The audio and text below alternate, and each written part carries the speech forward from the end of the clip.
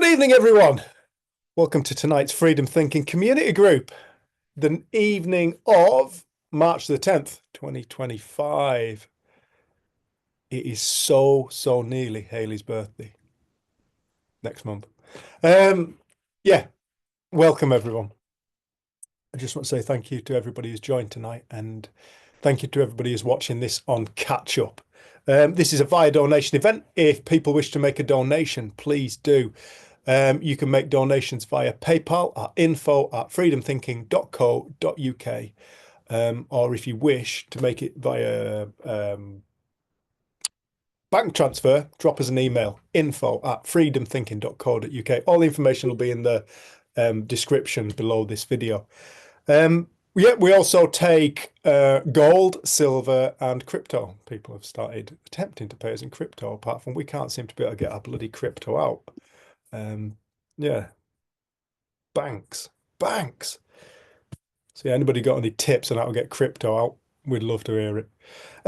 Yeah, so please, if you wish to make a donation, if you find these useful, if you find benefit from this and it's saving you thousands of pounds going to visit a therapist, consider making a donation. Thank you. So my name's Dave Ellery. My guest speaker, Jenny Anderson. Oh God, no, Jenny Ellery. She's actually my wife now.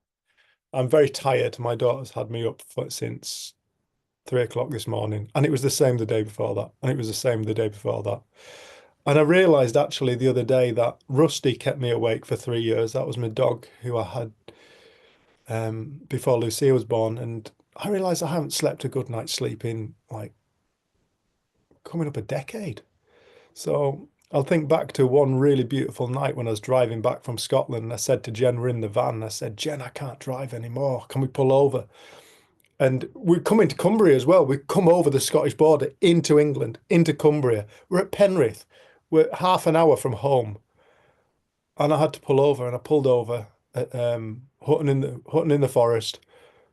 We pulled out the bed, got into the bed, and we had the best sleep ever. It was the best sleep. And ever since then, I haven't had a proper decent night's sleep. It's quite nice though, because back in the day, I used to think that if I'd had a crap night's sleep, it meant I had a crap day the next day. But thankfully, I've realized just because you've had a shit night's sleep doesn't mean you have to have a crappy day the next day. You can still have a wonderful day. So today, I've actually had a reasonably good day. Been knackered, but all good. So yeah, sorry about that. But bear with me today, and bear with Jen as well, because God bless her, she's breastfeeding till daylight. Yeah, so if you wish to make a donation, please do. I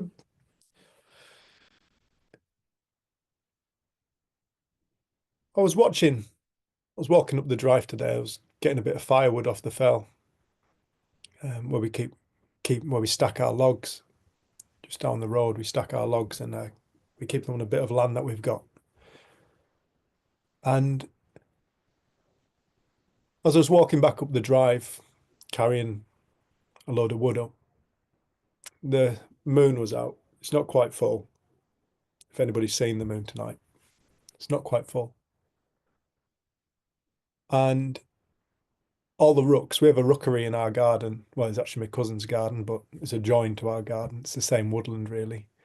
We've got a rookery, and each year the rooks come and build the nests. And they've started expanding round now onto this part of the house. They're over there, but now they've started expanding round and in all the trees. And it's so loud, at stupid o'clock in the morning. And the race, I love them. I love watching them. They're all out picking up their leaves and lining their nests with them at the moment. I mean, I don't know how the hell they're managing, because it's blowing a bloody gale out there. Whether they're putting the leaves in and they're just disappearing off within seconds, I haven't got a clue. But somehow they seem to be building these amazing nests. And I was just watching the crows all like playing in the wind.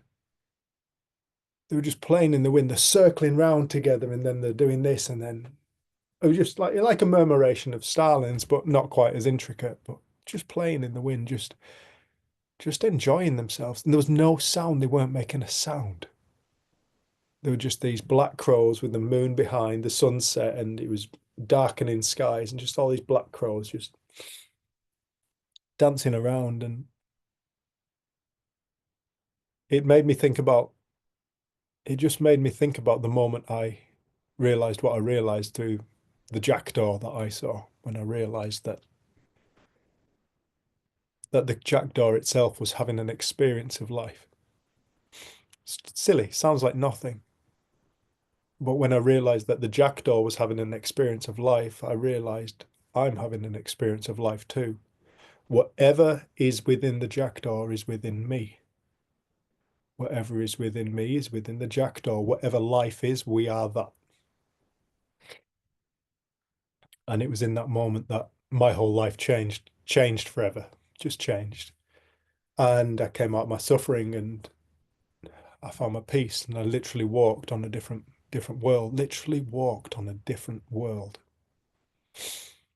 Same hills, same trees, everything was still where it was. Kendall's still where it is, and my bed was where I left it. But I walked on a different world. And it was in that moment that I realized that, in order to live in the world we want to live in, we have to meet it. We have to meet it. It exists. It exists here and now, but it's not outside of ourselves. It's a state of being within ourselves. It's a state of consciousness. In that moment, a version of myself died. A very depressed, unhappy, insecure man vanished. And in its place stood a man who had found love, who'd found love for himself, who'd found love for life, who'd found love for people, which he never used to love. He used to hate people. And had realized that everything is an experience. And I was just watching these crows dancing, just watching them having an experience. They were having an experience of what looked like playful joy. It was just like a dance of silence. And it was a really, really beautiful thing. And I remember, I often say this, it's so easy for us to take for granted what we find. You find something that changes your life and how easy it is to take it for granted. And I was just watching these crows and I was looking at each one of them. Each one was doing, they're doing the pretty similar dances, but they're not all perfectly in time. They're doing, that one's turned first and then that one turns and then a couple drop out and went and sat down in the trees and went back to their nests that they've been building, and a couple came and joined them, watched them come and join them. And so different crows were doing different things. They weren't all having the same experience. And I just had a moment of deep appreciation. And it was such a kind of emptying feeling, such an emptying and such a kind of grounding as I remembered what I take for granted so much, that everything is experience. This whole game of life is experience. It's all one thing. And it doesn't matter whether it's a tree, whether it's the crocuses that are out in our garden right now, and the daffodils are coming through, and the snowdrops are out. And Lucia and I have been out today looking for slugs. She loves slugs at the moment, so we're all over slugs. So I've been looking for slugs and catching slugs, catching snails. And we've been looking at snails and feeding the snails dates and apples and stuff. They weren't particularly hungry. But how awesome life is. How awesome life is.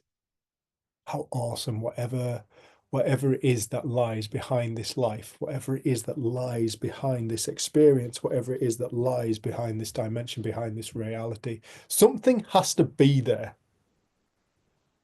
in order for something to exist. You can call it energy, you can call it God, you can call it whatever the hell you want, it doesn't matter.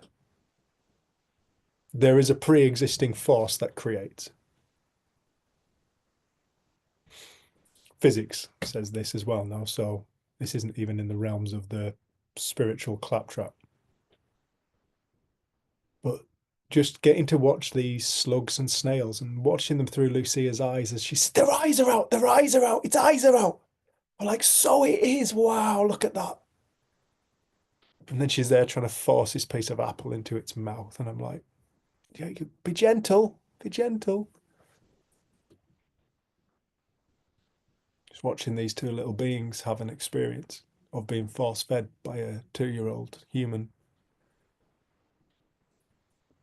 I don't think they liked it.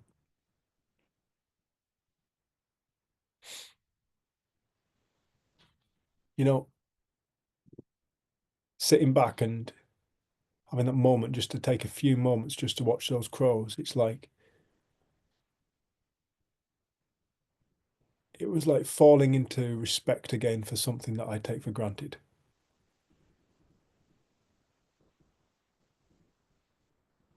How easy it is to get on that train of striving and the future,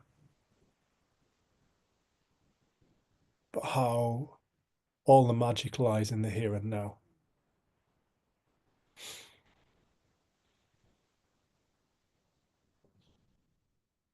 Coming back to the here and now is where the magic of life is found. It's where all the suffering ends. It's where peace is. And I really got to see that with those crows this evening. I was so grateful. I thought, I'm gonna mention those crows tonight and just give them props.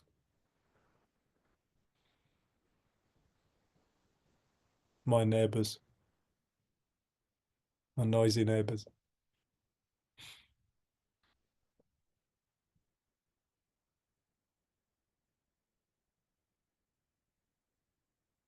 It's interesting because I never thought that would be the thing that set me free. I thought it would be solving all my problems.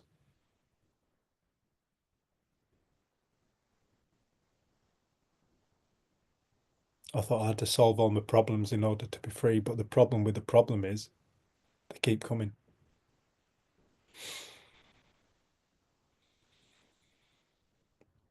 There's always something. I went out to go and get my bike out the other day, going to cycle through to the park with loose, flat tire. Bugger. All right. I'll have to get my other bike out. I don't like it as much, but I'm going to have to. I've got to pump that up at some point. First world problems.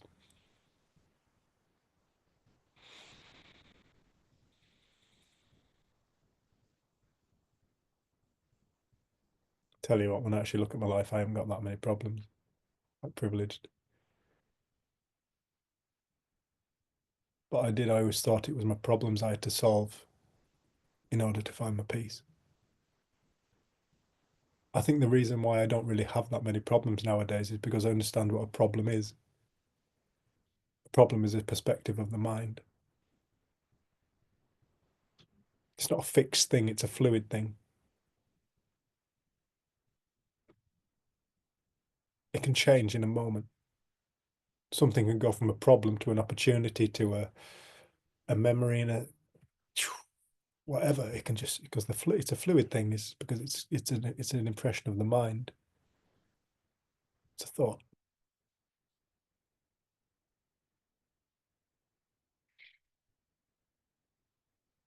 So yeah, but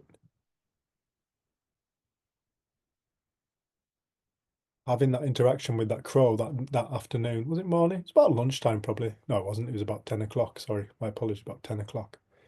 Not that really matters. It's yonks ago. Having that interaction with that crow. Crow didn't even know it had an interaction. it looked at me and I looked at it. That was as far as it was concerned, I'm sure. It's just like, oh, what's he? What's he doing down there? Some people say, oh, it was all in the jackdaw's eyes. Have you seen the jackdaw's eyes? They've got beautiful blue eyes. It was in the jackdaw did it. That's what I've actually, people have said that to me. And I'm like, no, it didn't. No, it didn't. The jackdaw just looked at me. It just looked at me. That was it. Nothing more mystical than that. It was just, it was a moment of realization for me when I realized it's all an experience.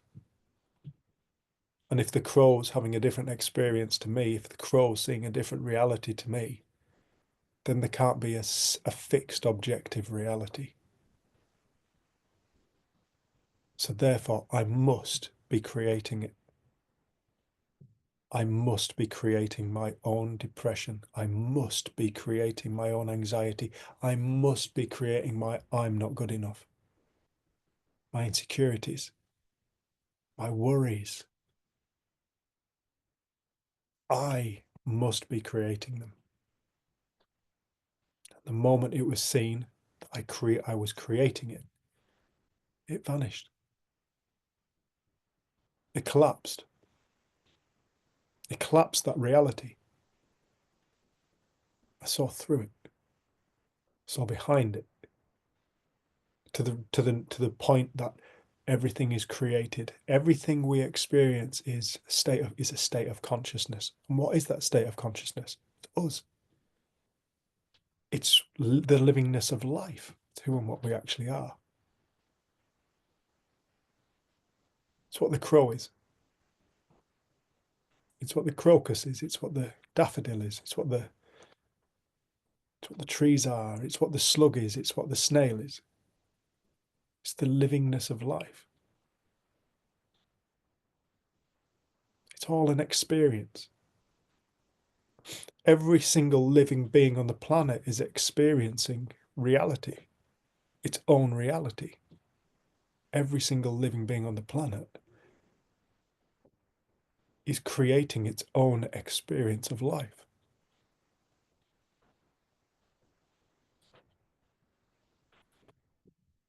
We're no two the same. I remember Jenny watching an anthill. She said, no two ants are having the same experience. I said, no.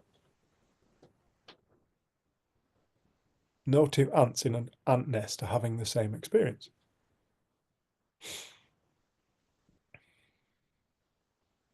That means that what we have on this planet is really infinite reality taking place now. And everything thinks that its reality is the truth. Everybody thinks that their reality is the real reality, the true reality.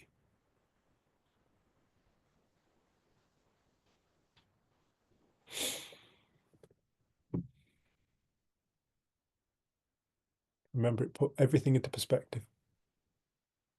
Suddenly life made sense. Why am I here? I'm here to create. Why am I here? I'm here to experience life. I'm here to experience life as a human. In fact, not just as a human, as this human, as this point of consciousness, in this place, with these people.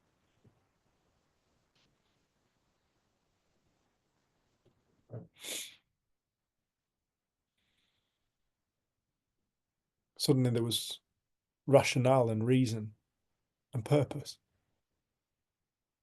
in a life where there was no rationale. Why am I suffering all the time? Well, the rational reason why I was suffering all the time was because of the way I thought, the way I thought about life, the way I thought about myself, the way I thought about other people, the way I thought about the world, the way I thought about money, the way I thought about work, the way I thought about my relationships, the way I thought about my partners.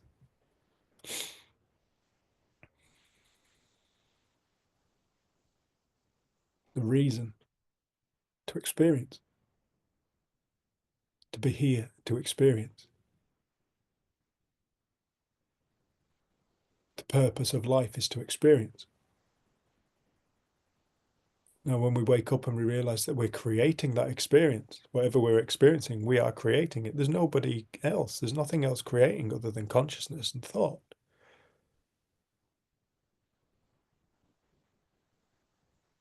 Suddenly you realize you actually are born with the greatest gift you can possibly conceive. One of my favorite Sid Banks quotes is, you are created with something like, you are created with the capacity to create any reality you so wish. There is no greater gift in the universe than that. It's true.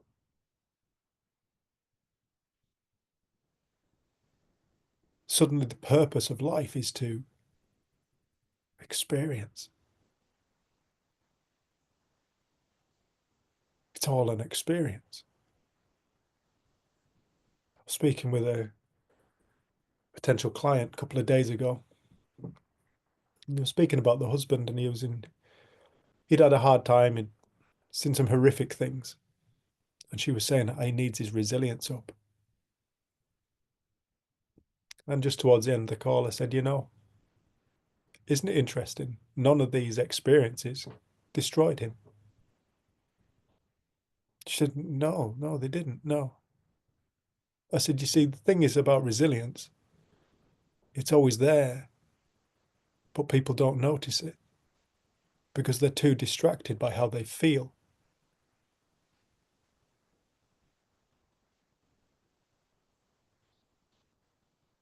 But look back at your life, look back at the hard times.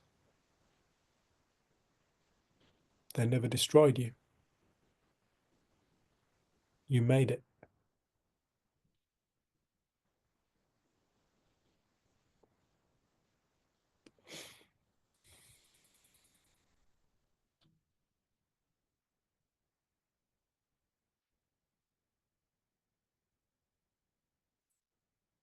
Resilience is the nature of existence because the nature of existence is spirit, and the nature of spirit is eternal. It will never be destroyed. Why? Because it's energy. What is energy? I don't know. But it can take form into anything. It's like the clay of existence.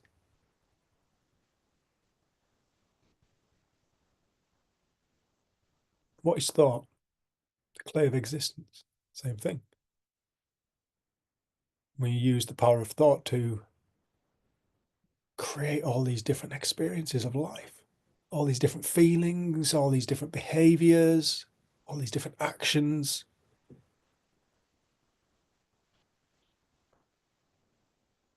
Our likes, our dislikes. Little dog. What's the little dog called, Haley? Cookie. Cookie. Look at Lal Cookie there, having an experience of life. He's experiencing a reality that's very different to yours. I don't suppose he has a clue what the hell I'm saying. He's talking bollocks. I totally understand what he said. He's talking bollocks. Who's this clown? Put Michael McIntyre back on.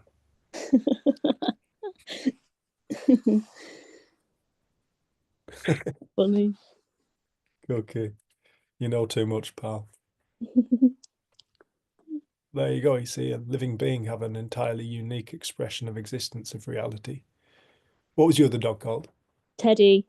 Teddy. Are they very similar, or do they have are they quite different in their personalities? Yeah, he's quite nervous with people, Yeah. and Teddy will go home with anyone. See, they see different worlds. They see different realities. To Cookie, another human being, a human being is actually quite an intense thing, quite a threatening thing, quite a nerve-wracking thing. But to Teddy, no, I love people. See, so this conversation, the principles conversation, isn't just one that's confined to humans. This isn't a human psychology. This isn't a human psychiatric model. It's not. It's before that. It's far more fundamental. The human psychiatric models, the human psychological models, all the kind of therapies and techniques, blah, blah, blah, they're all born of the human mind. Somebody dreams them up. Somebody creates them. CBT, NLP, all these things, tapping, whatever, they all come from the human mind. Same with all the drugs that people are taking for all their feelings, because they're afraid to feel, or they've become afraid of their experience of life. So they thought it's a medical thing. Oh, it must be a medical thing. Why? Because I've been told it's a medical thing. It's a brain problem. It's a chemical problem. It's a misunderstanding. It's a misunderstanding. It's when we suddenly see a separation between our feelings, our experience of life, and its origin.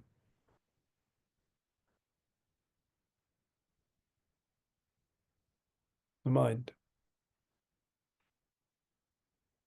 Suddenly, when we piece the two back together and we come back to that point of the only thing that is ever taking place is the mind creating an experience of life. And what does the mind create? Well, everything you experience.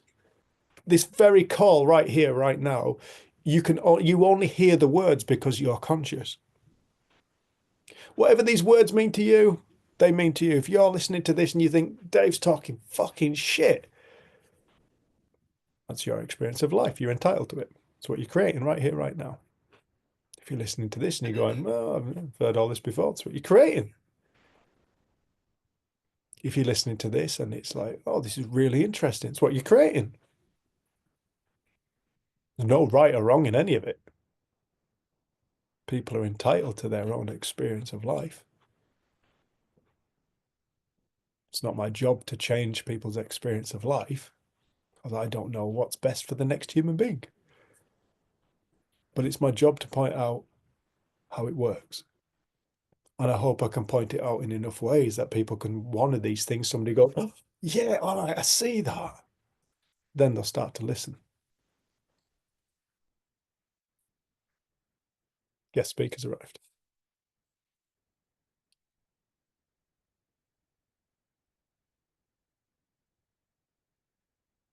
I was just talking about one, how easy it is to take everything for granted, what you learn. And I was watching, when I was bringing the wood up. Actually, it was when I was bringing the duvet up, actually, out of the van. I was just watching the crows against the moon and the sky, just watching them dance about, and I had a really nice, minute, 2 minutes just watching them, and it just reminded me of what I'd taken for granted. And just watching the experience just of other beings having an experience, having the experience of watching other beings having an experience, and just becoming aware of it. And It's like that moment I watched the ants in the garden. And I was said just that, like, yeah.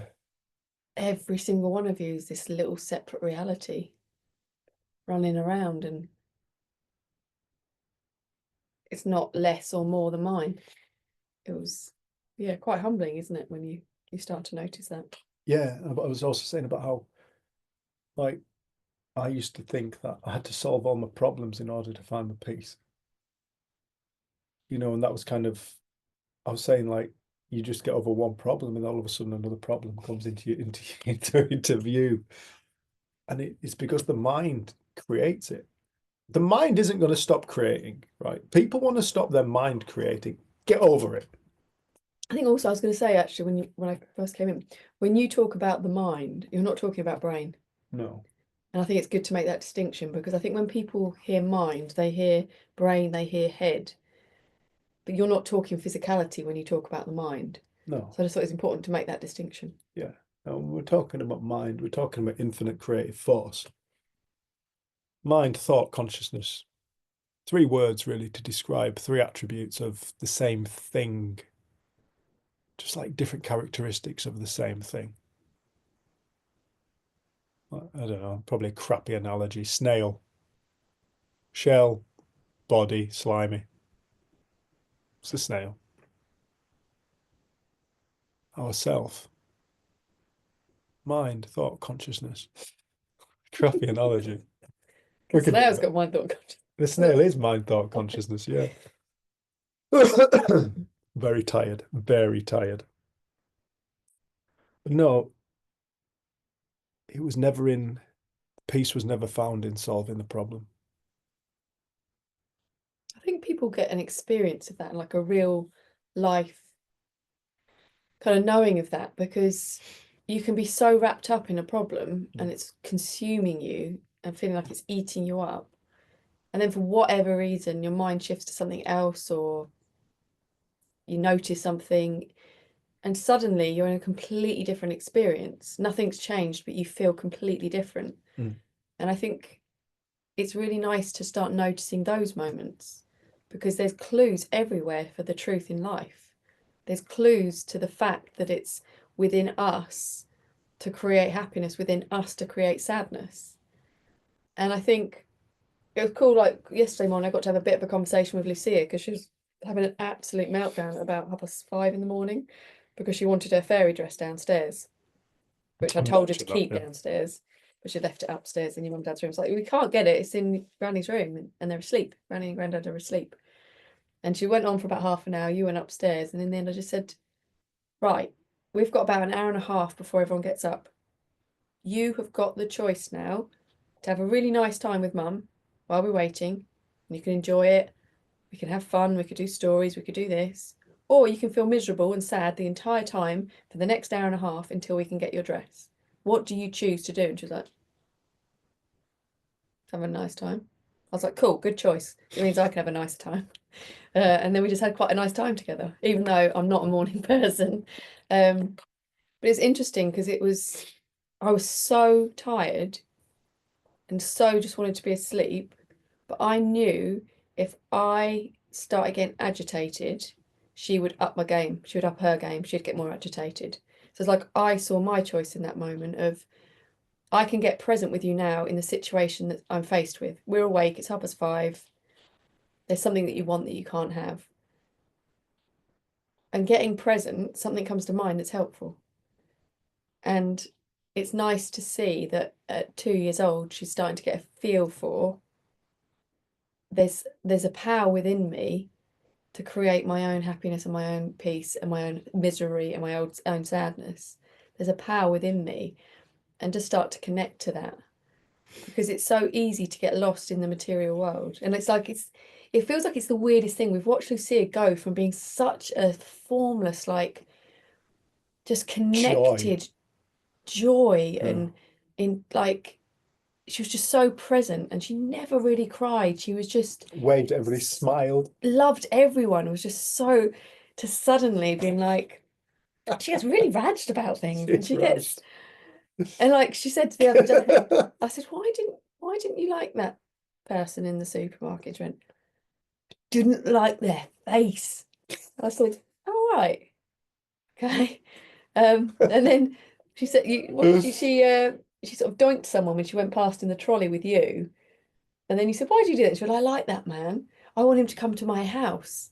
Yeah. So then later on I said to her, why did you like that man?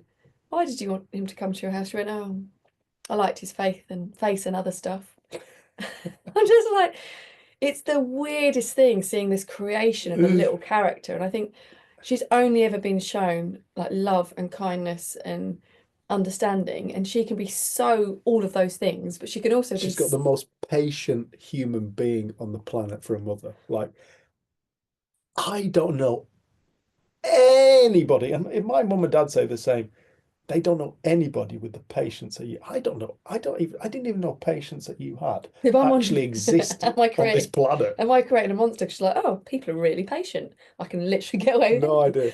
But I think it's that.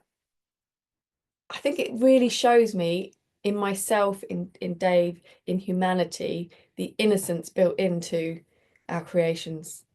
Like, she is not doing it on purpose. She isn't deliberately getting so frustrated and like, and you can see the upset that happens. Like when you told her off today, all you said was, Luce, please don't stand on Colette's nice card box. And she's like in absolute floods of tears, like full of emotion. And I think we give ourselves such a hard time for our feeling states and for our egos and our characters, and we go to war with them and to work with them, but just seeing what it is. And then today she kept saying, I'm just being hilarious. Is that all right? And it's like, we are hilarious. Because then she sat for like That has been funny.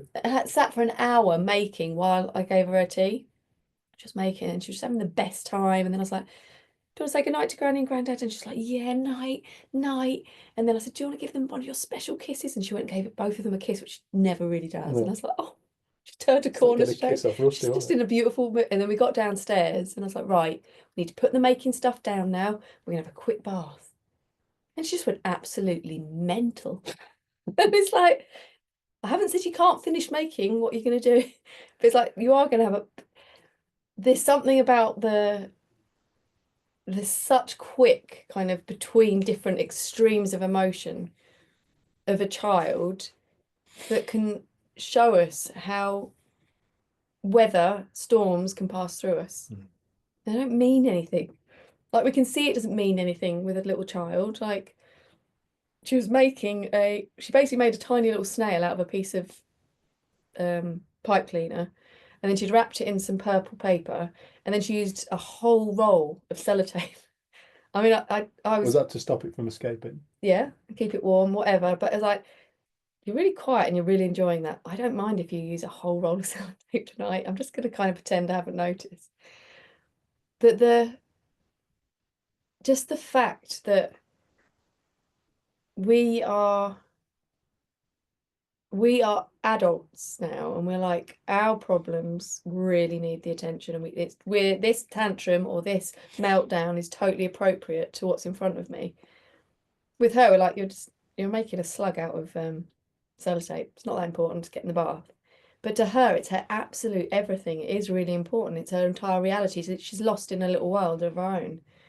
But that's what's happening for us. We are lost in that same little world of our own, and it's all we can see, and it's all that's important. But if we can, at any point, zoom out and get some perspective, we see it's the same thing going on for us. We're caught up and attached to something, and we need something for us to feel all right. Lucy needed that white fairy dress to feel all right in her mind. That is what she believed. And then she suddenly switched to, I can't have it right now, but I can feel all right. And it's true for all of us. We don't need anything. We do not need anything to have a good feeling, to find our peace, to find our moment of presence.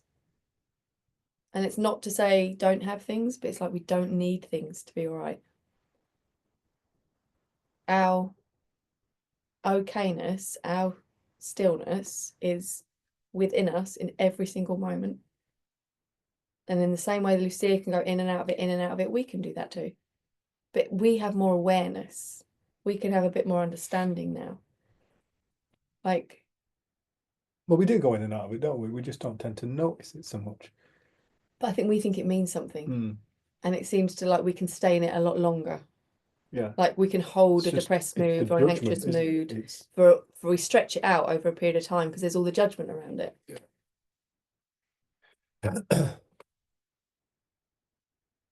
I think it's that innocence in us all. And we think we know something. I don't know what these principles ultimately are pointing to. We get to see the after effects of them continuously, and we get to see the truth of them.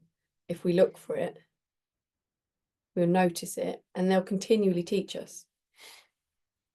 But as soon as it's in form, it's not it. So any insight we have, it is powerful, it's incredible, but it's still going to be what Sid would describe as an echo of what is true. Because the truth is before any of this. And we can't get our head around that because we see in form, we feel in form, we are in form. But there's part of us, I feel like everything you say is a contradiction, and it's not it, because actually we're, even at our very basic level, they know now that within the particle there isn't really anything there, and it's just energy. So even this form that we see as so solid is energy, is the before stuff, is the magic. We are the magic. The snail that you got today, if we see it, is the magic.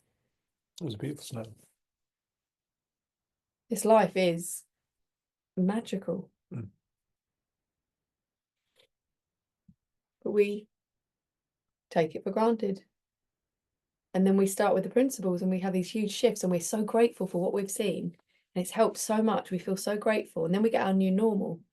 And then we start being a bit less grateful for it. We just don't notice it anymore. It's our new normal. And we want more. We get dissatisfied again. But It's interesting that point, because then what you find is it's so easy then to go in search of, oh, the truth lies there. Oh, the truth lies there. Oh, the truth lies in that person, that book, that teacher, that this, that, and the other. That was all thought. Those were all ideas being conjured up by the mind. They're just new expressions of reality. They are just the principles in action. And it's interesting because we've seen people do this. They go off on this tangent about, oh, it's non-duality. Yeah, this whole thing's non-duality. The principles is a non-duality conversation. It's non-duality. It's this, it's that. It's in Eckhart Tolle. It's in this. Well, yeah, truth's everywhere. Because when people discover truth, they always discover the same thing. That's why it's called truth, because it's what you discover. That's when two people find truth, they have a conversation that makes sense. It probably won't make sense to people who don't understand, but to each other, they'll be able to articulate, and each other would be able to use words, and the other person will go, yeah, I get what, I know what you're saying there. I know what I hear what you're saying. I hear what you're saying. Yeah. But like we said last week, they won't speak of anxiety and pain when they talk about truth. Truth being that's relevant to all. Fundamental. They will never talk about suffering. They will talk about love.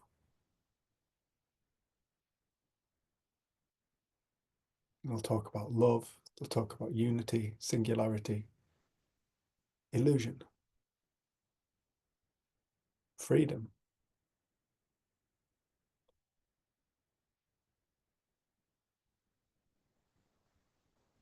I'll also say they can't possibly talk about it.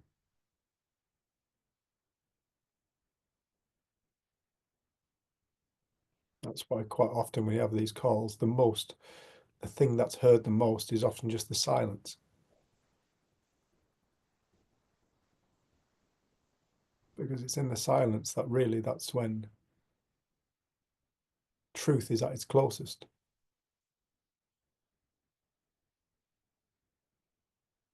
It's the closest state to truth. All the rest of it's just mental agitation. Just thoughts. Thoughts. Beliefs.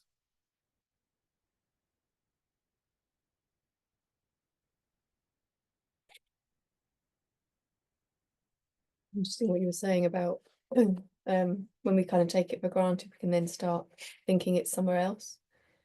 And it was nice today. We had a friend come and gave me some Reiki. Like, she just picked up that I was quite depleted last time she saw me and said, "Do you fancy some Reiki?" I was like, "Yeah, I'd love that. Thank you." It's something I used to do a lot when I was in my 20s and as a teenager. And we had different conversations, and then it's probably about an hour, I think I was laid down, and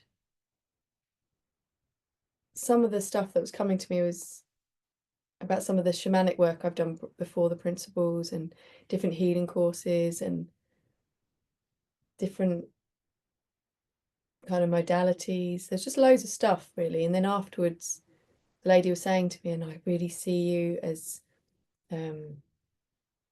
like a shaman, and I see you in this life." And she said all this stuff, and then there's part of me that feels like, oh, maybe I should do a shaman course or get more into healing. And then there was something that just came to me, was just keep going inside and then see what expresses through you. And it might be that I do more hands-on healing work again at some point. And I think we sometimes do it for each other and with Lucia. And But it was, I can see that there's a temptation to get really, there's so many things that seem like, I don't know, not spiritual, but kind of like there's so much content, or there's so much Stuff over there. and stuff, other people's insights that we can learn. And there's nothing wrong with that, because when we're sharing, we're so often talking from insight, or we're talking from our experience. So it's the way that we communicate as human beings, and we share. But it was not feeling the need to follow, because I felt like when I came across the principles, it was pointing us back to the shaman, the teacher, the guide within us. And that can awaken and awaken and awaken and awaken. And I want to see what awakens from within me. I don't want to keep putting in other people's incredible insights and ideas. Mm. And I think that's why, like I think Div was saying, is it wrong that I love to go on these calls? And then it's like, but what is the reason you're on these calls? Are you trying to fix something, or are you loving the community? And he said he loved the community. And I think that's something very different. And the space, yeah. But I think that's been the greatest gift in the principles for me, is that there was the search stopped looking for something outside. But my interest, like having been offered healing today, I loved it. It was so relaxing, and I felt like I was so tired before it, but I felt like I'd almost had a sleep afterwards. So I don't understand energy and how Reiki works, and she was talking about symbols and things. I've got no idea, but I really enjoyed the experience of it.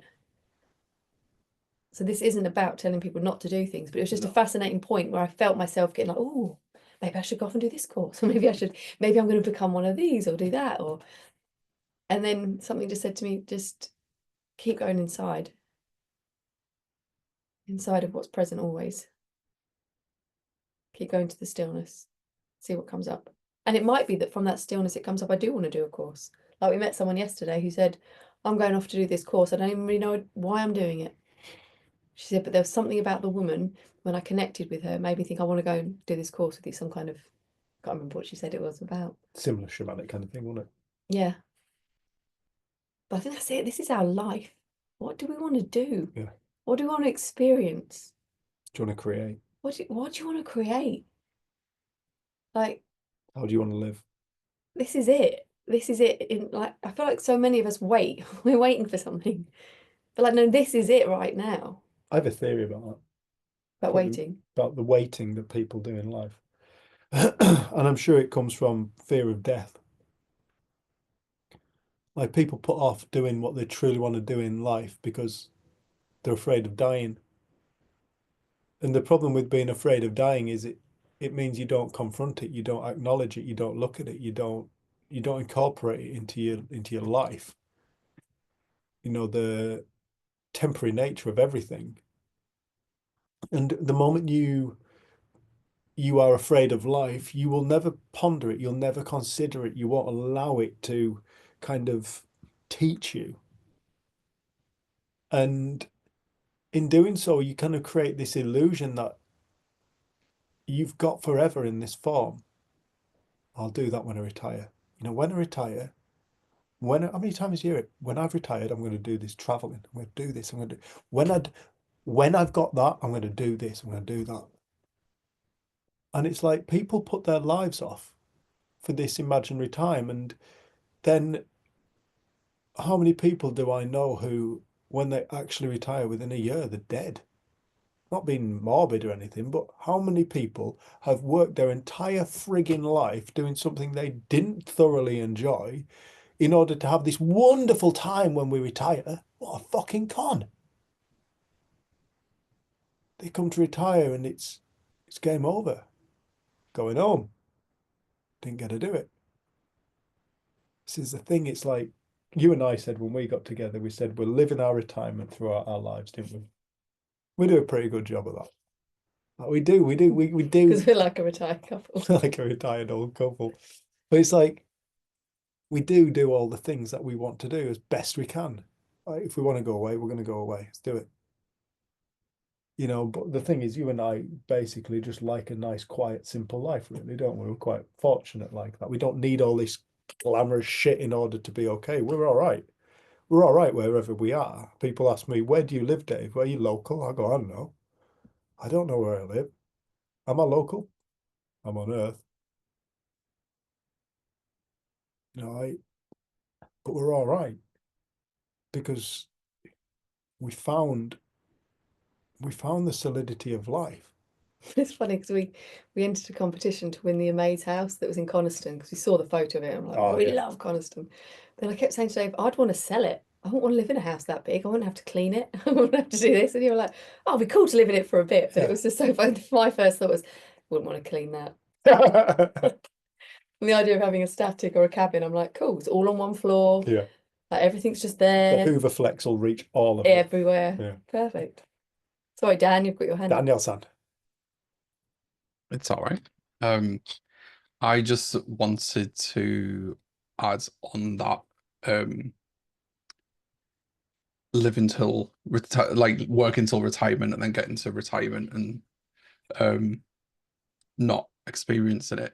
But that everyone says to me that I'm absolutely mental for not wanting a pension, not wanting to save money, not wanting to like think, oh, should I get that? Should I get that? Like I am so bad. Like I used to think that I'm so bad with money, but I think in reality, that's what you described is it's my way of coping with it in a way. Like I think it's because I still now like I don't really want I just don't want savings. I don't want to like because it like you said because what happens if we do get there like and then you get like about say you've got like I don't know 100 grand of pension that you get to spend whatever you get there and then you can't have it like I'm right in the moment now just like totally whatever happens in the moment happens and I'm not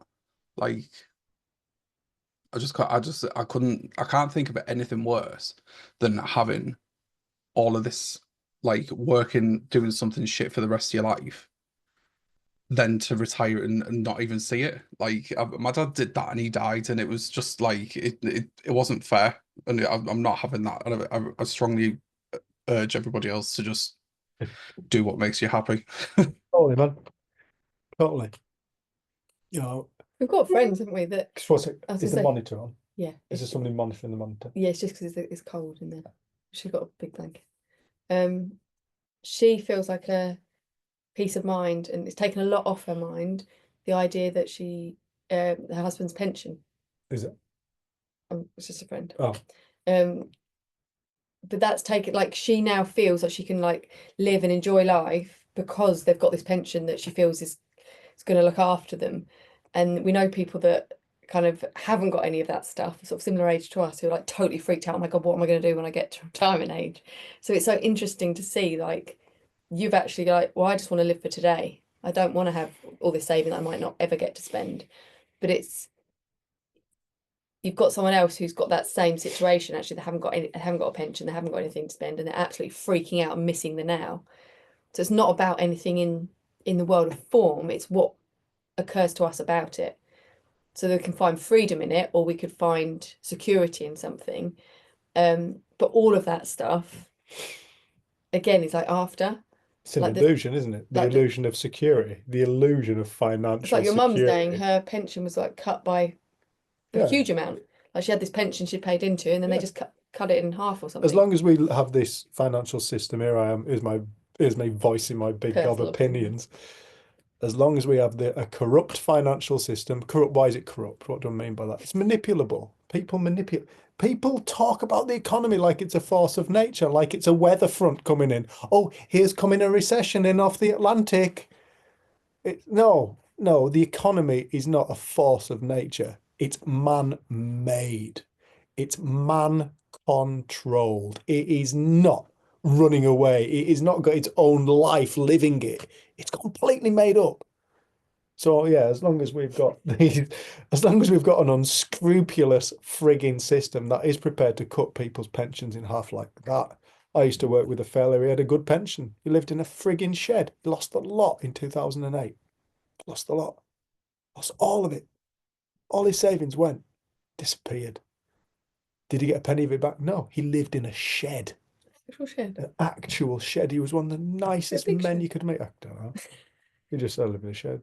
And he was just, he ended up doing tree work. God bless him. He was an old man. And he ended up doing tree work to make ends meet. But no, it's a. Well, you know someone who But this is is why very we dear do to these you. calls, eh? you did someone very dear to you had got tricked out of all their money Yeah, and ended up having to rent rather than that's didn't right. own their own home. Lost all, somebody came along and just took the lot. But no, that's why we do this work, right? The reason I do this work is because one, I'm really, really passionate about it. I think Dan, Joseph, and you might have been on the call once when I had a bit of a meltdown. I was like, do I want to do freedom thinking anymore? And I had a bit of a meltdown. I'm like, oh, forget it. I'm done. I'm done with freedom thinking. It's great because it gave me a full week to kind of go, all right, now you've just fired yourself from your own business. What are you Without gonna, even consulting. without even consulting my partner? What are you gonna do? What do you want to do? What do you want to do? Right, you're free. What do you want to do? What do you want to do in your life, Dave? I had a good week to think about it. The next week I was back on the calls doing freedom thinking work because I realized what I want to do is I want to help people wake up. I want to help people wake up to their power. I want people to realize that they're not a victim of anything other than their own mind, their own story they made up. That's what I want people to wake up to. And I want to help that come into the world. I'm just going to check the monitor. Yeah, do that, love. Because from that point, when we start elevating our frequency of consciousness, we literally individually step into new worlds, new planes of reality. Like I said before, all these planes of reality exist. Speak to a quantum physicist, they'll tell you this. All reality exists all at the same time. Everything exists in the now. You raise your frequency of being, you step into a new version of the world with new opportunities. You lower your frequency of being, you'll step into a new version of the world with different opportunities. It's all the same thing, just different experiences. Some of them are nicer than others, depending on what frequency we're playing with. So this conversation is literally about, excuse me sniffing, I've got a cold. This conversation is literally about discovering how life works, which instantaneously, the moment you realize it has to elevate your frequency because you've touched on truth. Truth will set you free. It's been spoken for thousands of years. Truth will set you free. Not my truth, not their truth, not the truth of that teacher, the truth that lies within the heart of living. The truth that is the livingness of life. The truth that is the loving, unifying, fuck knows what, at the center of ourself and of all things. That truth, when that is stumbled upon, it's a game changer. And some people are incrementally realizing it. Some people have full-on blown experiences of it. I often think the incrementals, people want the full-blown experience, but I often think the incrementals far kinder. It's a nicer way to do it. Maybe the ego takes a bit of a pounding thinking, oh, I'm not getting this. But I often think, I don't know, for those who go through these catastrophic changes, these moments, that can really affect their home life. It can affect their marriage, their relationship with the kids, their relationship with work. It can affect so much. So just be grateful where you're at. I think that's the key to it, really. Just be grateful for what you've got, what you've discovered. I suppose just let go of trying to get anything, because the only thing that's striving to find it is the ego. Because the true self already knows. And that's all it is. So it keeps disconnecting itself. Anybody want to say anything? Sorry, Lucia's thingy keeps disconnecting.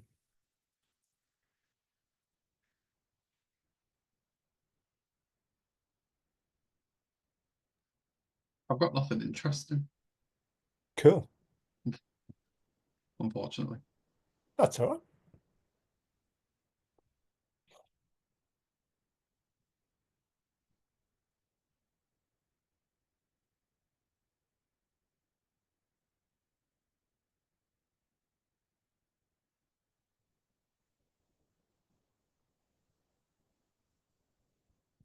I could hear Lucia. It's some Indian singing. Hey?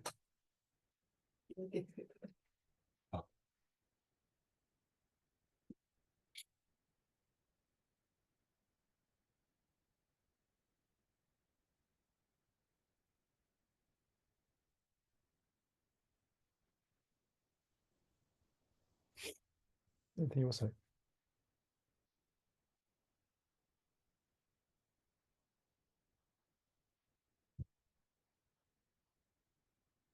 I'd love to know what people are hearing. I'm going to pick on Ange because I remember the time Yeah, I remember. you'd been on our calls quite a lot. for quite a Uh-huh. long- You just said no. And then we totally picked on you. We're like, Ange, what's changed in your life? What's new for you? And then you just sat there and told us this massive that we all just sat there like, wow, why haven't you spoken before? Yeah, kept that to yourself. If there's any man, I don't want to know. Ah, If there's any what? Man. If there's a fella on the subject, I don't want to know. it's all right for you though, Dan. It's all right for you. One rule for you, son. Different rule for your mama. Right. No, there's no man, son. You're all right. There's Um, two of them.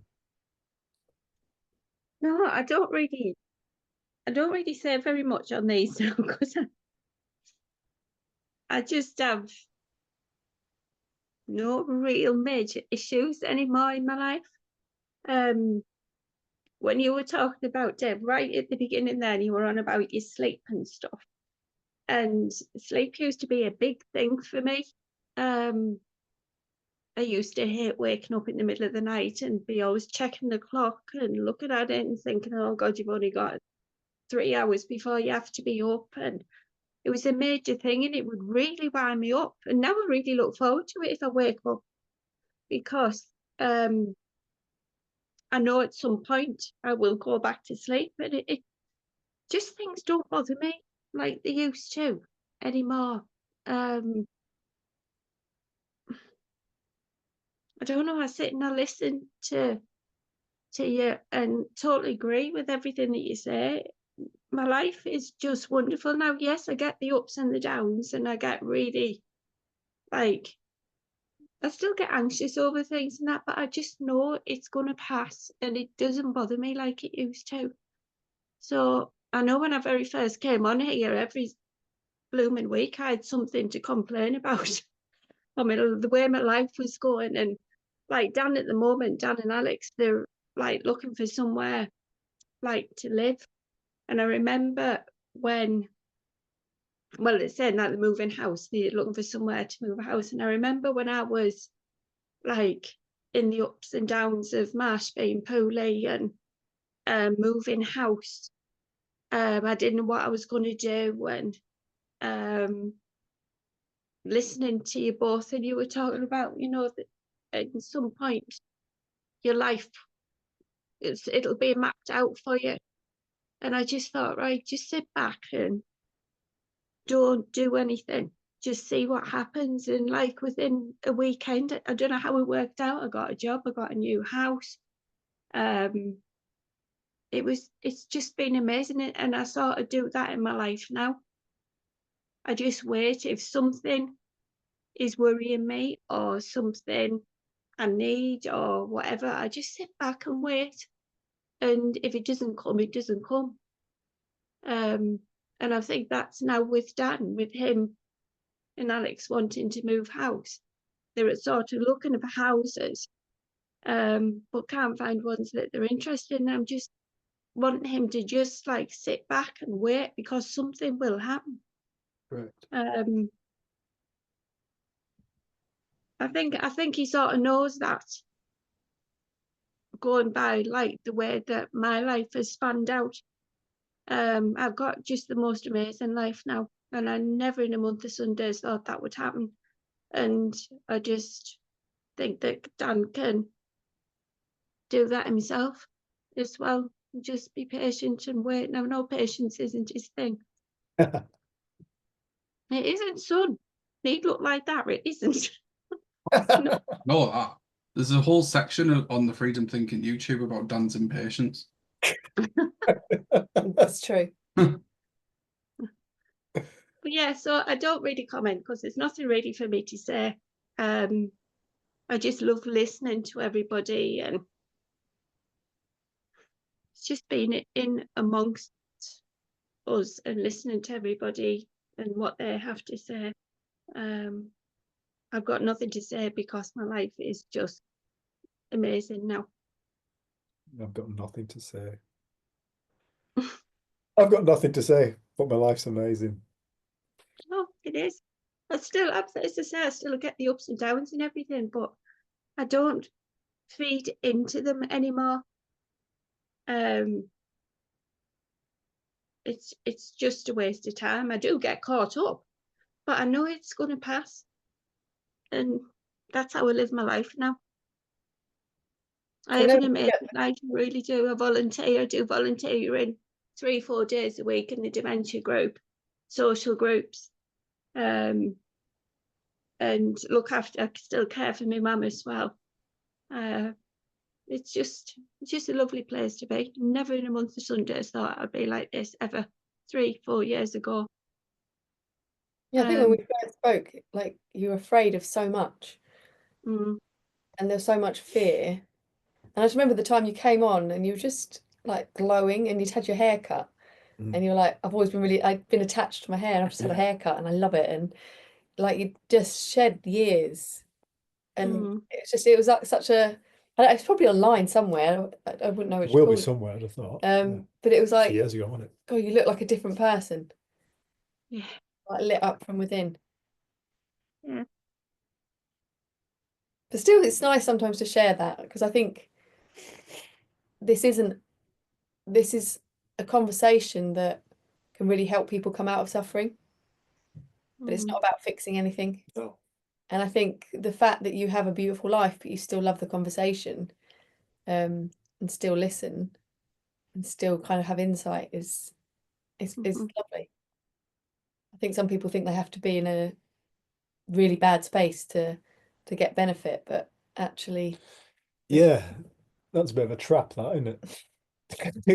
or people say to us, I'm in such a bad space, I can't speak to you. I'll wait till I feel better till I can speak to you. And we're like, okay. Yeah, it's like, but it is interesting. Like people, oh, I feel better now. I don't want to have a conversation. Like, no, now's actually a really good time to have a conversation. How you feel better, because you're going to listen Different. Yeah, you're going to listen different. That's the word. Thank you, Jen. That's really, yeah. You're going to listen differently, and you know, it's found in a quality feeling. It's found in a nice feeling. You know, you find your well-being in a nice feeling. Do you know what I mean? And it's like, well, that's a good time to start having conversation. So yeah, it's a fun one. But Ange, no, I love everything you've just said. Then, love, I love it. I was very that's something else that I am now. I was very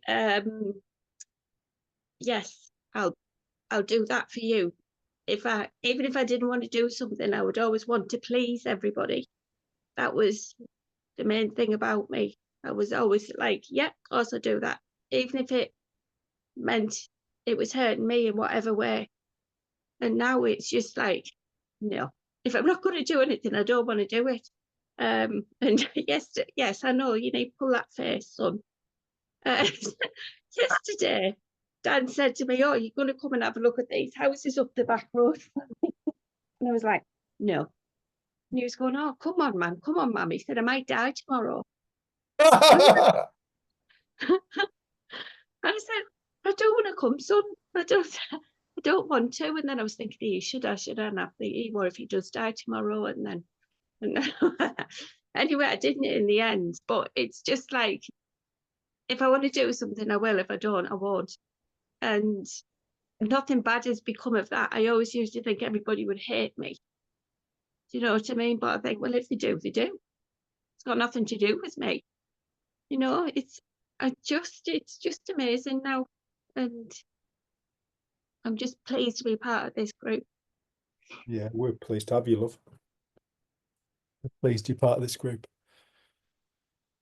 That's it, though, isn't it? It's like when you find your, I often describe it as honesty.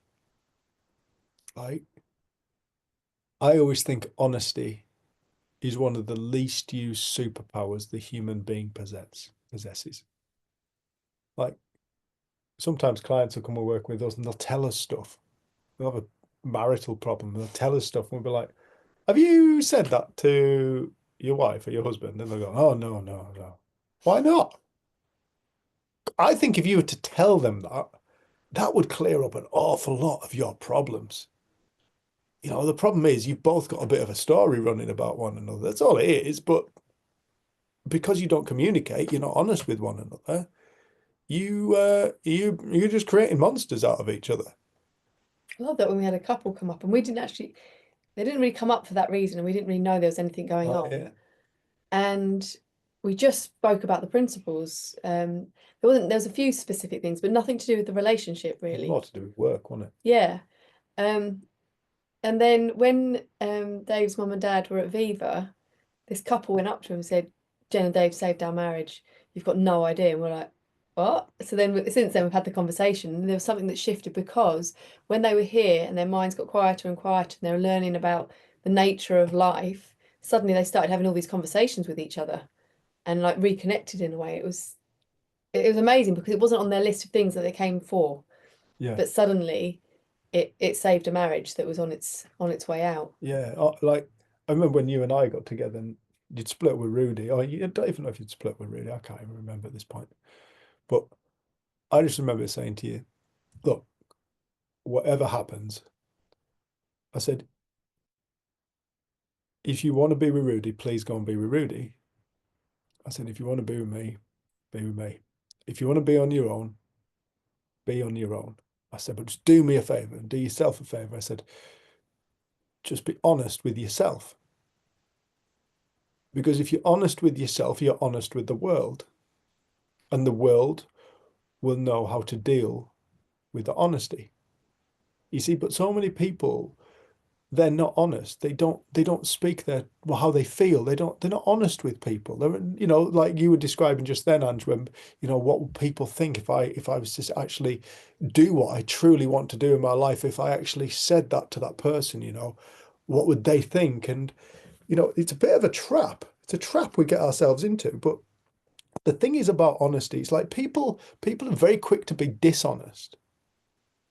But the problem with putting dishonesty out into the world, and I'm not talking about some kind of esoterical kind of putting an energy out into the world, but yeah, really you are. But it's like just simple. Let's try to keep it simple and human.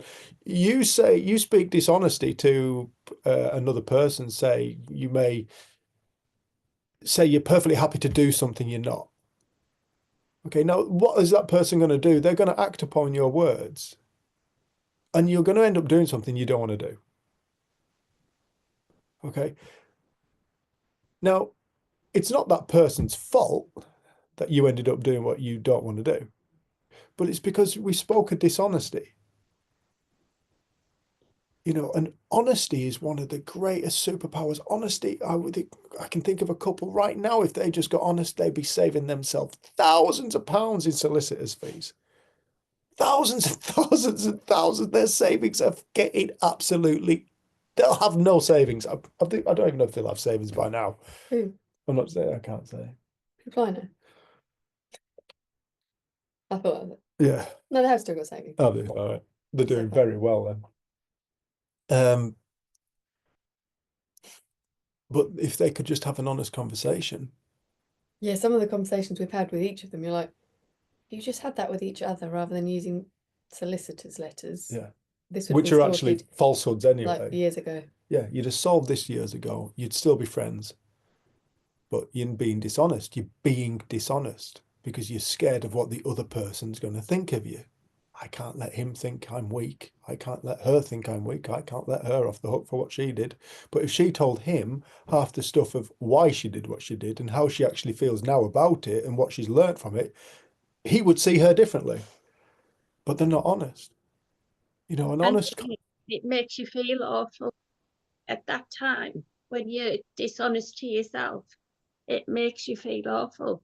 Whereas now, if I tell the truth about what I want to do or how I feel, I might feel a little bit uncomfortable in that moment because I'm saying no to something somebody wants me to do. But I feel better in myself afterwards because I have been honest to myself and not doing something that I don't want to do anymore. Yeah. So I understand that. It's such our honesty, but like I said to you, like it quite often we lie to ourselves. We bullshit ourselves. And when we start to get honest with ourselves about how we feel about things, when we start giving ourselves honesty, we can start, when we start to embrace that honesty, we can start to live a more integral life. We can start to live a life with more kind of beauty in it for ourselves. There's no selfish act in that, right? And the reason being, you create your own experience of life, and so does everybody else. They create their own experience of life. And if we're not using this gift to create a beautiful life, who's the mug? Is it everybody else or is it ourselves? If one day, in mine and Jen's wedding vows, we said, we will love each other for as long as we do, and we're free. Jenny told me, I'm free to go whenever I so wish. And I said to Jen, you're free to go whenever you so wish. If somebody comes into your life who you want to go and be with, you're free. I don't know. When we made those vows, that honesty, that there was a space that opened up that allowed us to have this freedom within our relationship. Not that we go around swinging, but that like there's a freedom within our relationship that isn't kind of a tangle. I think we've said it's interesting because since having Lucia, we've both said there's even more of a commitment to us. Like having Lucia has made them more of a commitment to us. So it's still free in that I didn't want someone to stay just for if they really wanted to leave, but it was suddenly there's this other being that actually is involved in this life now, and it felt like it was quite. I mean, we knew we were pregnant then, but until we met her, it wasn't. They were like, wow, actually. Like we're her world at the moment, and so that it's like it's a weird kind of. There's still that freedom there, but it's like there's a renewed commitment to. Well, there's somebody more important than us, isn't there? Yeah, way more important. Do you know what I mean? And but apparently, I've been told I need to also give myself some self-love, some self-care, because I have actually been a little selfish. A bit selfish sometimes. Yeah. She is a force of nature. So. She can talk continuously for 24 hours it is. She'll be talking now. She does talking and speak. But that just the freedom that's in our relationship and the honesty that's in that. And we built our relationship on honesty though, didn't we? And we've had some really not very nice conversations. We've had some fucking challenges, haven't we? And I think that's something that I've never been able to do. It's a bit like you, Andrew.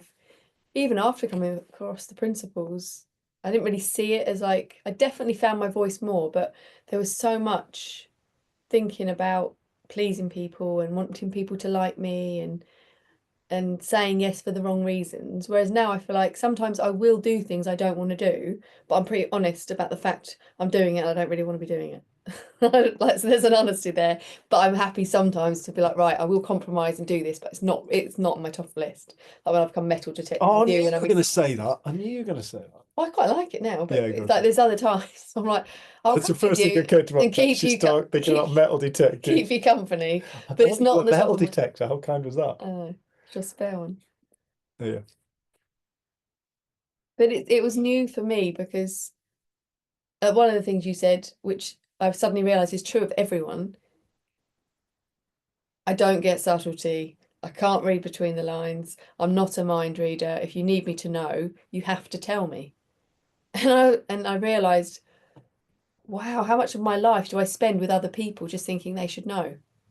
And then being annoyed at them for not then it's like this whole thing about when you get honest with yourself and you realise that you can handle your own truth, you can handle other people's truth, like in terms of personal truths, in terms of our lives, you get to have honest conversation in a settled down way, because you're not so thrown around by other people's opinions and feelings, because you can stand okay in your own. And I think that's been an absolute game changer in my life, because there used to be certain like, you know, with when my marriage ended, there were so many conversations that we had as it was ending that we never had during, that would have been very helpful. And I think it's our fear Do you think you'd of have had stood a better chance of things working out for you if you'd had those honest conversations? I'm not sure, maybe we wouldn't have necessarily stayed together as long, but it Okay. would have been a different parting. But I don't know. I honestly don't, you don't know the unlived life, do you? But I think that kind of tricking yourself, and I use the principles almost against myself. Oh, it's just thought, it's just thought, it's just thought. I can just change my thought about it, and kind of made it a bit of a mantra at times. Whereas actually, I felt like there's a bit like Ange, there's a movement that can take place when we sort of take our hands off a bit, and then we moved in a direction, and sometimes we have to wait. And then we wait, and then suddenly something else opens up. And I feel like there's this trust and knowing in life that life will unfold. And the less I try and like manage it and do it, it unfolds, in my experience, in a beautiful way. And there's so much learning along the way. Yeah, that's Um, really. Can I expand on that a Yeah. little bit? Because I'm probably not expanding exactly on what you're saying, but Who cares? You what butted you, in. yeah, you guys have interrupted, you know. Yeah, because what you're saying there about, you know, creating the mantra, it's just a thought, it's just a thought. You know, that's never really been one of those things I've really been interested in. I know some people, is that when we got together, some people were saying online, we took a lot of flack. You know, you should have seen it was just a thought. You know, rather than running off together, you two should have seen it was just a thought. And no, no, no, no, shut up.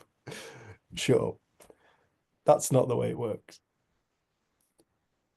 It's like we live in a reality. When you fall in love with somebody,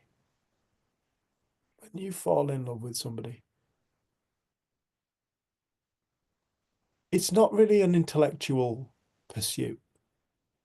It's not really something the intellect has much say over. It's like It was really inconvenient. it was totally inconvenient. It was so inconvenient and so unprofessional, Jenny. I can't believe you did it.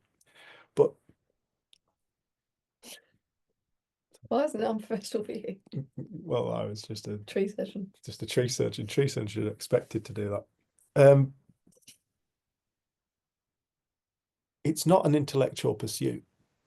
You know, you don't get to choose intellectually who you fall in love with. You don't get to choose also intellectually who you fall out of love with and when. Because like you say, it's never a convenient time to fall out of love with somebody. It just isn't. There's never a convenient time to fall out of love with somebody. It's always going to be difficult to a degree or two, whatever. You know, it's never going to be plain sailing. It's never going to be simple. But you don't get to choose it. Because it doesn't come from the intellect, it doesn't come from the ego. It comes from a connection that of the beingness that lies before the ego somehow. It's like it's not an intellectual thought. So seeing it was just a thought, oh, it was just a thought I fell in love with Jenny. No, there was a full consumption of my being to and a longing for this other soul and an absolute devotion to them. Like I want to walk hand in hand with my life next to your life. That was kind of it. Do you know what I mean? And it wasn't an intellectual thing. It wasn't just a thought. Was the experience created from thought? Yes, it was created from thought. It was created from consciousness. It was created from mind. Of course it was. But was it an intellectual thought? Think? No.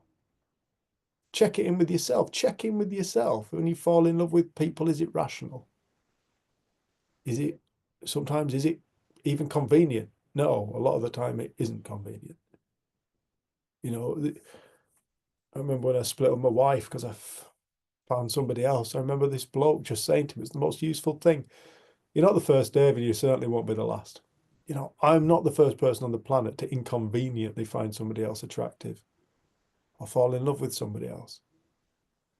You know, and I'm not the last. It seems to be built into probably every single human being on the planet at some point in their life. Do they all go and have an affair? No. But masses of people do. So lots of people just end relationships and start new relationships. Whatever. Like, do you know what I mean? It's like, it's not just a thought. And I feel like that's a real misunderstanding within the principles, because when we're talking about the thought, when we're talking about thought, we're really pointing to the nature of reality. That ultimately we're really pointing to the dream. We're pointing to that's why I opened up this call this evening with the experience. The dream and experience are the same thing. When I'm talking about the dream, I'm not just talking about nighttime. I'm talking about this very moment here and now. Because the dream state that is created during the nighttime dreams that we have, there's not two different means by which we get to create an experience, a nighttime state and a daytime state. No, the nighttime dream is the dream being dreamt via thought and consciousness. Could it be anything else? Could it possibly be anything else? You know, if I'm being chased by a tiger in my mind, in my sleep, and my body doesn't know the difference. It'll fill itself full of adrenaline and cortisol, and my heart will pound. I'll get a bit sweaty and start heavy breathing, and probably even start squealing and starting to run whilst horizontal in bed. I don't know. Happens. But we assume that that's like, we kind of accept that that's a thought created experience, but then we assume there's another way of being during the awakened state, the sensory enlivened state, as you may want to call it.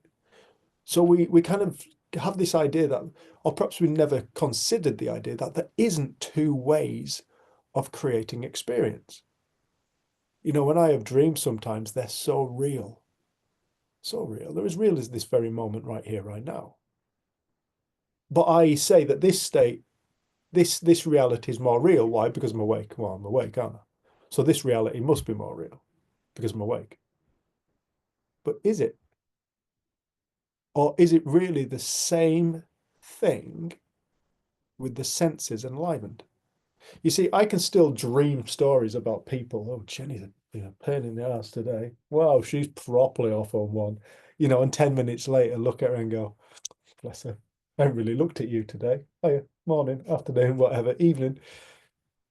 You know, and suddenly have a whole new experience like I could do in a dream state, where you go from walk through. I'm not saying I can walk through a door and end up in, Thailand or something like that. in your mind. Like I can in my dream. I think we can. I think we can do that, by the way, in the live awake state.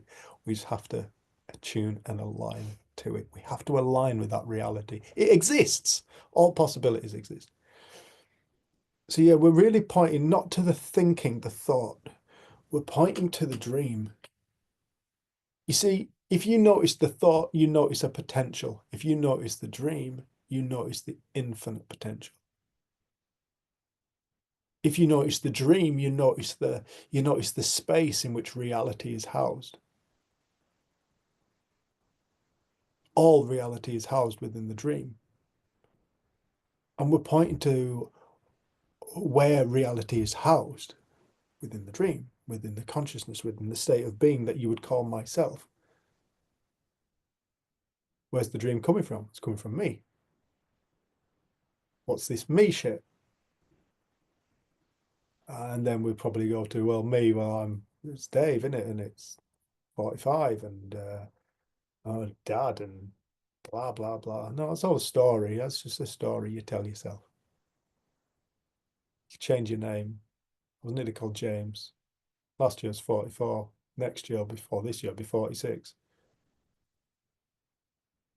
You know, everything's up for grabs. But me isn't. I isn't.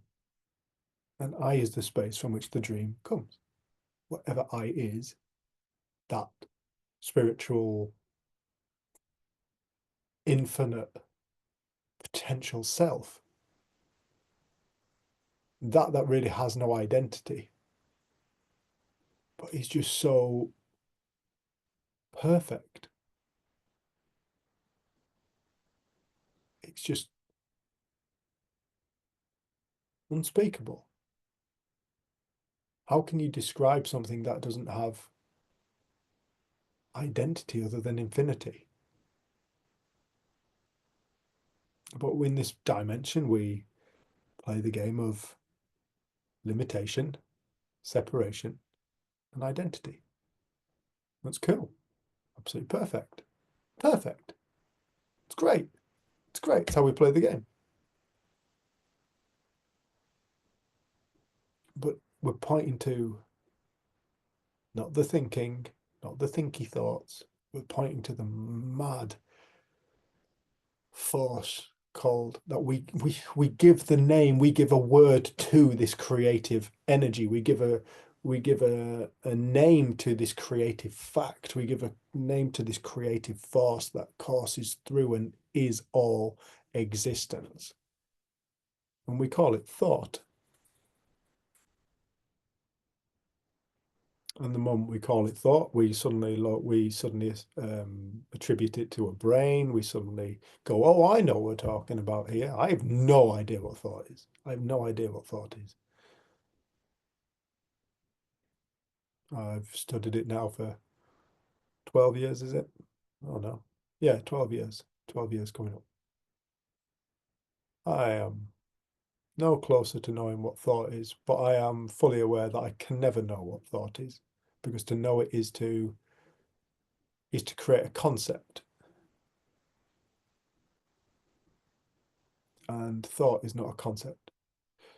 It's not the image I can dream of. It's not the comparison. It's not the analogy. It's not the metaphor or anything like that. It's before all that. All those are an emergent from thought. They are thoughts, thinky things. But thought is the fabric of the dream. See, when we're talking about thought, we're not talking about thinking, we're talking about the fabric of the dream. Not the content of the dream. Not the content. The content, you know the content. You're experiencing it. But there's something before it.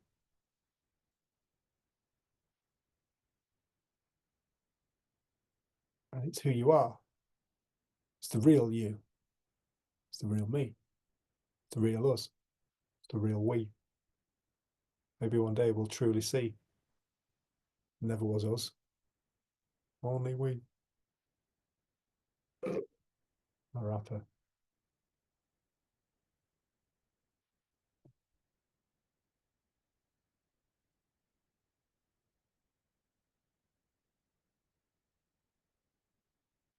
What about 15 minutes left? So does anyone else have questions, or has anything occurred to them when we've been speaking, or something that's on their mind?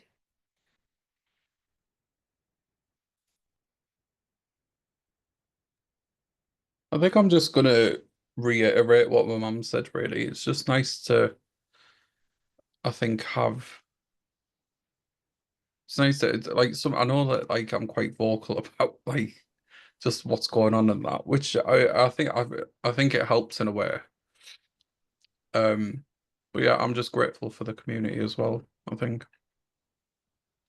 Very much so, because I feel like that it's like, I think it's given me the opportunity to sort of realize a lot of different things and be present instead of, because I think before it was just always the sort of, it was like the recycling waves, the continuous, like And it was always it's going to get worse. What if it gets worse? What if la da da da? But I think that the main thing that's really like sort of I've learned is that even if you feel like absolute shit one day and you wake up, it's okay, it's fine. We can get on with it. And I can't remember what your guest speaker was called at on the retreat. Go down. Goodell. Yes. Every now and again, in the back of my head, I just like I hear him saying, "I am the boss," because that's one thing. That's what he said, and like that's helped as well. Like it's just it's funny because when I very first had my awakening, I thought, "Oh, that's it." I was really sort of like, "That's it." Like, "Ooh, we've done it now. That's it. I don't need to continue up doing what I was doing." But realistically, but about 2 or 3 months ago, I thought that I'd lost my like awakening, and I'm sure that everyone can remember like when I was sat for about 20 minutes going, I can't remember what it was like, and but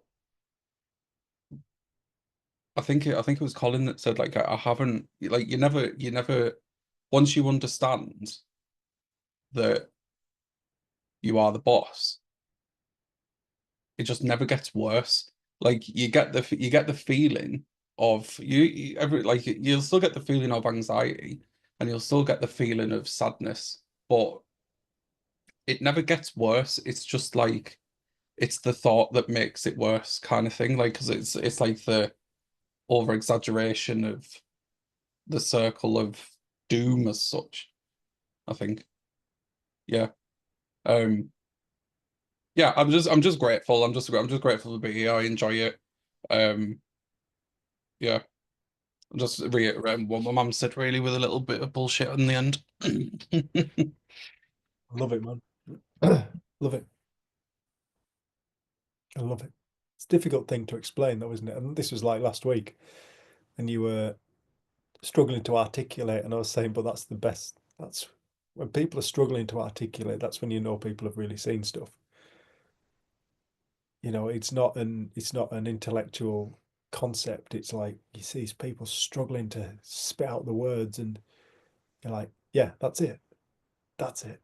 I can hear in your tone, I can see in your face, you know, that you've discovered something, you're struggling to articulate it. That's a shift within your being that you haven't been able to dissect and analyze and corroborate yet, and you can't articulate it.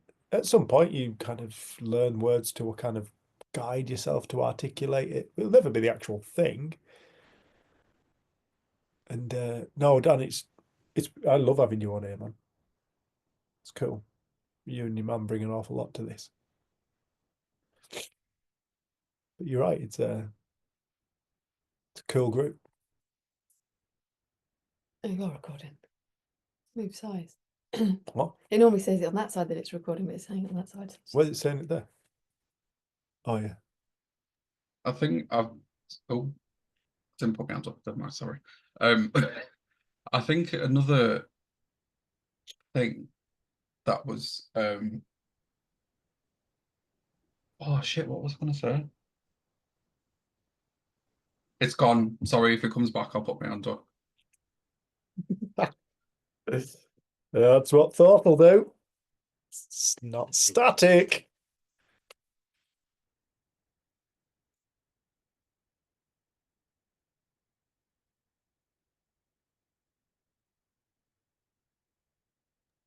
Dan, can you remember driving me to Habergill for the first time? Yes. And you were asking me if it was a cult. Yes. Do you believe it now? What that it is. No, it's do you know what though, right? It's like it's not it's not a cult. There is something extremely like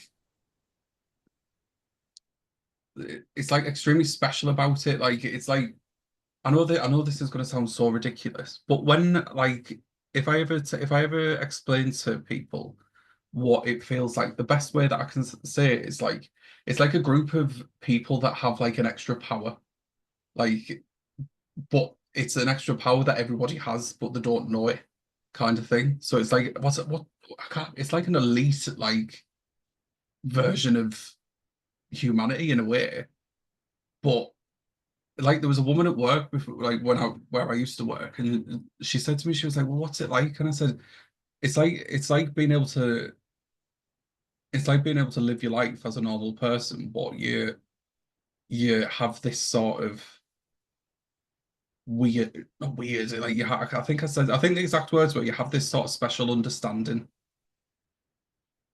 and I think like that's the easiest way that I can describe it. But yeah, I it was was I was once like you, but now I'm awesome. yeah, yeah, Like that. Like that. yeah. I was stood on a chair looking down at her as well, going, Yeah. yeah. Putting her in a place. No, it's I just don't know. Like I just feel like it's like a group of we're a group of people that are extremely normal, but then at the same time we have this kind of like special thing about us that I don't know. It's difficult to explain for me for that because I feel like that however nice it is to say that we're all just a normal group of people, because we I think if I hadn't have had an awakening, I think I'd have probably just been like, oh well, like I don't understand it, like I don't know what's going on. But once you've done it and you understand it, regardless of however shit life is, you sort of just you still know, like you still know that something's not as bad as what you think it is. I don't know. I don't know where this has come from the cult thing, but no, I don't think that you're a cult. However, the one thing that I do remember is that on that particular journey, I had a hire car. I had a hire car because mine was in the garage, and it was the quickest I've ever got from Teesside to Cumbria. Brilliant. Do you remember in the way back when I had a bit of road? I remember seeing you and Alex. We came out and met you. Yes. Yeah. Yeah, it was fun. It's good. Petrol head. You summed it up, Dan. We're better than everybody else. Brilliant. It's only a couple of weeks. Watching this and catch up. You said you were a god, but will allow you to put yourself in that statement. Sorry, Dan, what you saying?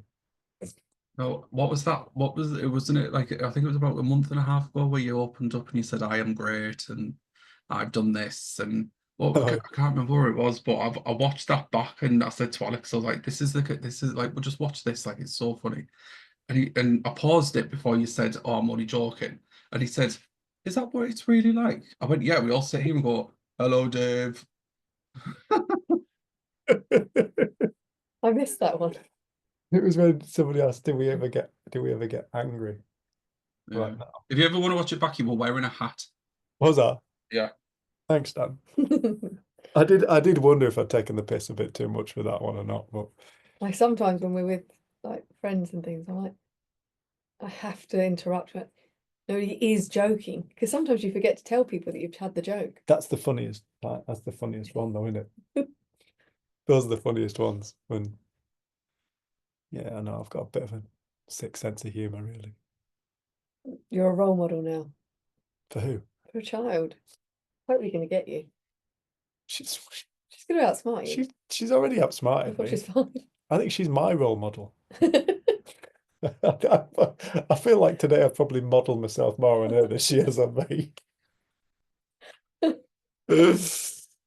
God help us. Mad old life. Mad old game. You hadn't got anything to say tonight.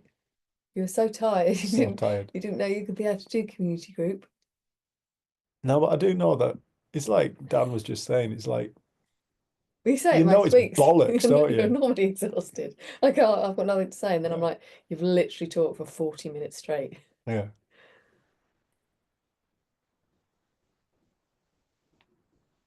Bollocks, we just tell ourselves. Yeah. Perhaps that's the title of tonight's group. Quick,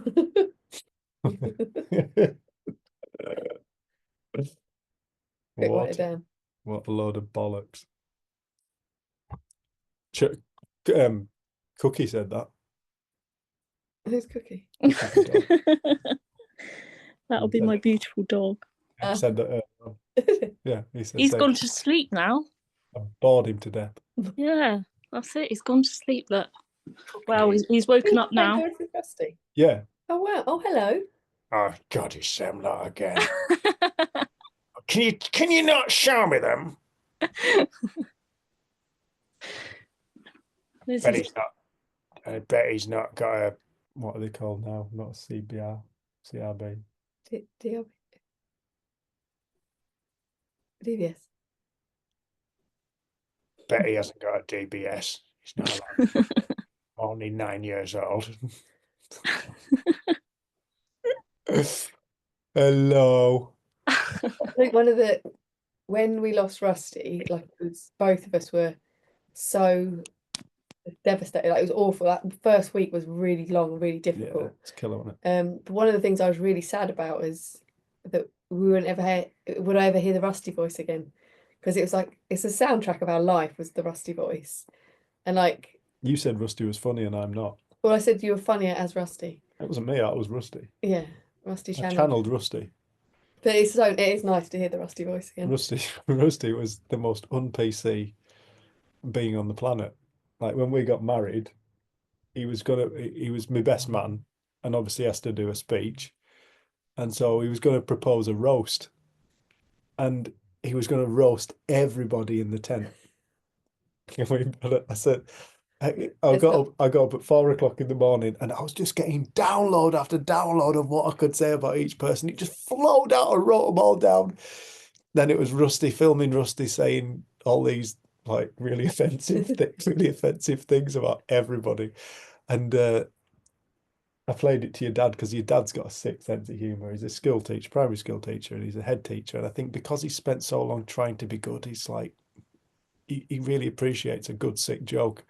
And I was like, Pete, what do you reckon? And I let Rusty fly. And he's like, no, you can't do that. You cannot say that. You'll give that kid a complex that he's probably going to carry with him for life. You say that, you You're can't gonna break up their marriage. You're going to break up their marriage. You can't say that. You're not even supposed to know that happened. It's like, right, okay. So I didn't have a best man speech. But you've used it on many occasions to make people laugh. What? That story, and then told them what some of the content. No, some of the content was ace. He was funnier than you. He was a bit funnier than me. Not much. A little bit. Well, I think I always used to encourage you to do like a Rusty YouTube channel, teaching the principals through Rusty's eyes, because he'd been on so many retreats and stuff and heard so many things. He didn't like it, though, did he? No, I thought it was a load of We rubbish. remember we were doing a retreat in Grasmere, and he just got off his chair, dragged his bed into the middle of the group, and just started folding it in half and just shagged it. No, that was a community group. He did it at Grasmere as Oh, well. did Yeah, he used to do it. He was just like, this is shit. I'm going to shag my bed. I have to admit, I considered it myself on some community groups. I'm like, good lad, Rust. Good lad. Should we call it a night? Yeah, I think We should call it a Let's night. stop recording. Anyway. Right. Right. If you're watching and catch up, well done for making it this far, to be honest. If you want to make a donation, please do. In the description. It's in the description. Also, because of Dan and Ange asking, and a couple of other people actually asking recently, we're going to consider doing a retreat, in-person retreat. And we've So got an online one next month. We're just deciding the dates. It might be the 4th, 5th, and 6th. of next month. And also April we've got something going on 2025. in Morocco if anybody wants to come to Morocco. You don't know any of the details of it, but get in contact and we have got them. Yeah, get in contact. It's actually really reasonably priced. Yes. It's like 600 quid for the week. Something like that. Something like that. 600 quid for the week. You might leave with a changed life in Morocco. We're only doing the morning, and that includes your accommodation, Some of the food, some of the food, some activities, some activities, the beach, the beach, sunshine. and going to Marrakesh for a few days before flying home. and lots of Moroccans. Loads of Moroccan, more Moroccans than you can speak to, I promise. And us too. Sue and Sheila. Sue and Sheila, who they are the people who run Viva, and Chrissy, And possibly Gabby, I'm not sure. possibly a lady called Gabriela Montano I think from America. But it'd be so nice. So I think there's a couple of spaces left on that, isn't there? Yep. So if you fancy going to Morocco, come to Morocco. Come and see us. contact us and we have got all the details. Yeah, and we'll when be we're not more- guide, we know them a lot. They're like the dates and everything. Well, we don't when we read them. So yeah, get in touch. And if anybody wants to, oh God, I can't believe I'm going to say this at this point. If anybody actually wants to work with us individually and personally, get in touch. It's a really bad time. Love you all. Thank you all so much for watching. Like, God bless.